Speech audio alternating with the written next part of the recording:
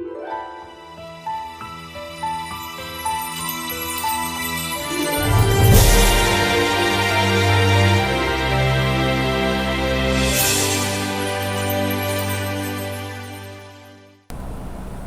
this is Chris. How you doing? Keeping it real, facts over fear.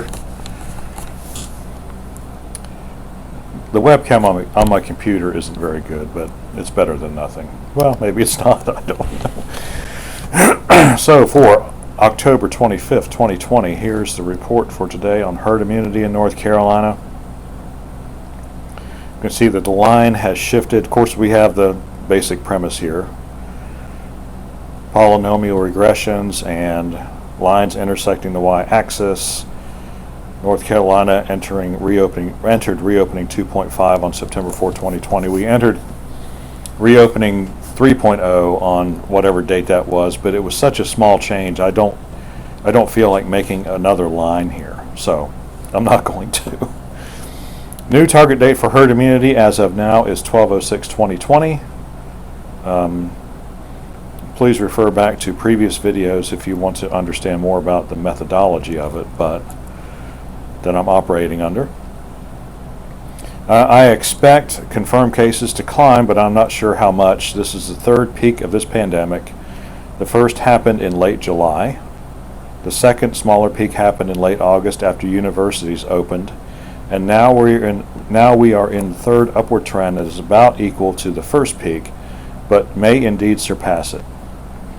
And so I'll make some predictions below when I get there, but it won't take long because this is going to be a short report because I want to keep things short and sweet. So what's going on? My gut feeling is that people are sick and tired of this pandemic and have decided basically to throw caution to the wind. And so there is pandemic fatigue in a big way, I do believe. With all of the talk of gloom and doom that comes out of the media, you would expect, and this is not to minimize those of you who have lost loved ones. That's not my intent. My intent is to say that as a percentage of population, this is a relatively mild pandemic. It is, right now, it is about 3 times worse than the annual influenza season. And we don't even bat an eye at that. And so that's where we are right now. Now, of course, the deaths will climb, but we will see. Watch my video on excess deaths. We will see what happens. But right now, I think people are looking around. I talk about cognitive dissonance a lot. You know, you're told one thing, and there's hysteria in the media, and it is hysteria. And then you go out and look around, and me personally, I still only know one person that's actually had COVID-19. And we have a rather large family, and our family members have a lot of friends, and there's not. And so it's hard to take it seriously, even though I can look at the stats and say, well, it's a serious thing. That's where we are, and I think that's where a lot of people are. So I don't even know if it's like they're consciously saying throw caution to the wind. It's just more like this isn't life here, folks. I want to go out and do things. I want to see my family. I want to see my friends. I want to go to church. I want to go to other social functions. And I don't see that it's that serious. I mean, it's serious, but it's not that serious. This is not Spanish flu serious. This is not even, well, I don't know of any other, so I will just stop right there.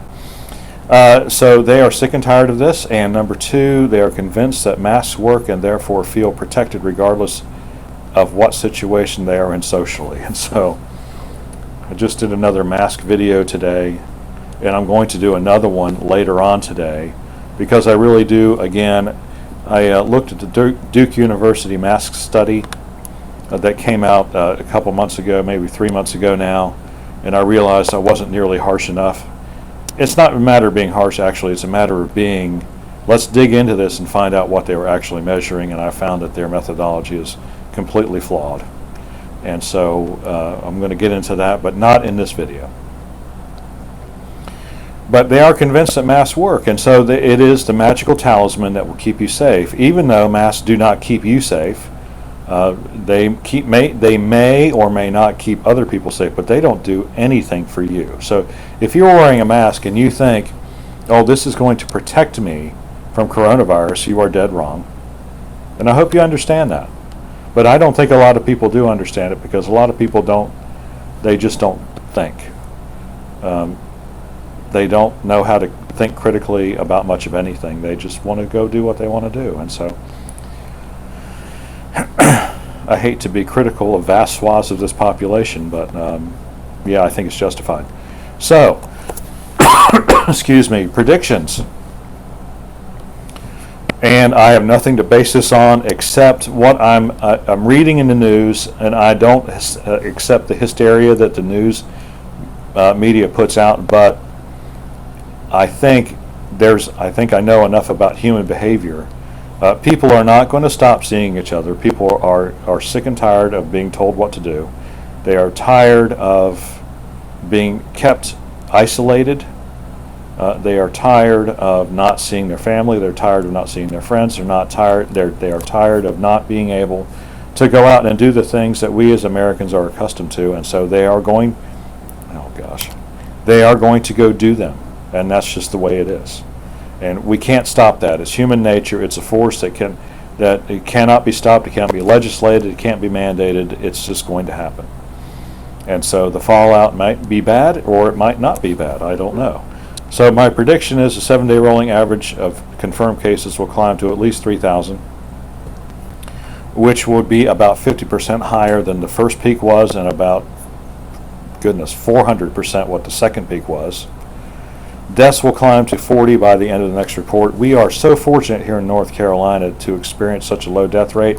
I have no idea why it is so low, but we are currently the lowest. We have the lowest death rate in the nation.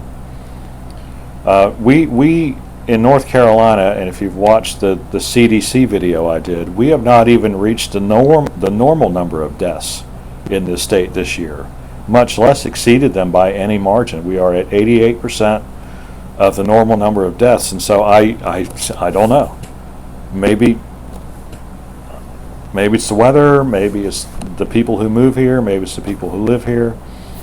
Maybe I think some of it certainly must have to do with the somewhat rural nature of the state, and even in the big cities, they're not stacked, packed, and racked like they are like in New York City. But I don't know that any of those things really completely explain what's going on. All I know is we're doing really well as far as deaths go. Now, as far as number of cases, the number of cases mirrors the United States. If you look at the two curves, you could, if you took away the numbers on the X and Y axes, you wouldn't know the difference. They are basically the same. So we will see up to upwards of 40 deaths per day on a 7-day rolling average.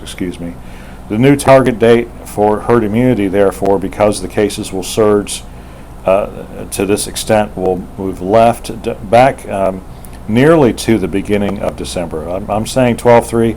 I think if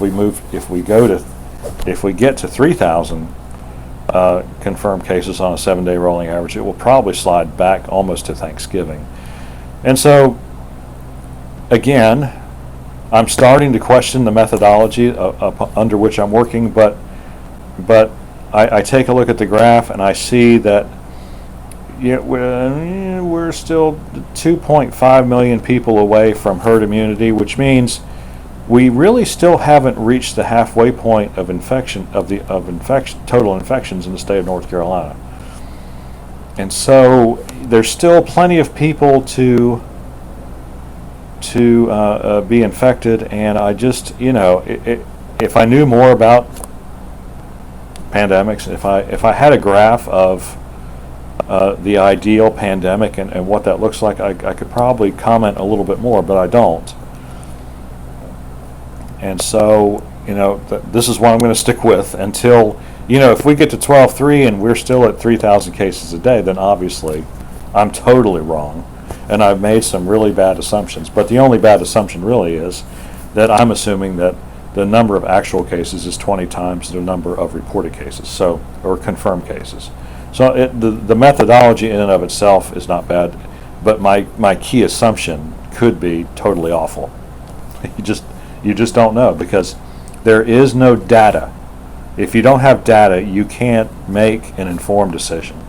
All I can do is point out trends and stick. And I'm just going to stick with what I've got right now. And if we get to the beginning of December and this thing's still roaring along, then I was wrong in my assumptions. However, if we get to the beginning of December and things have really tailed off, and really truly like down to 500 cases a day, then I'll know I was right. And you won't have been stupid for watching me for these past 5 months. All right, well, you have any questions or comments, leave them in the section below. Like and subscribe. We really do appreciate it when you do that. We will see you on the next fact-filled video.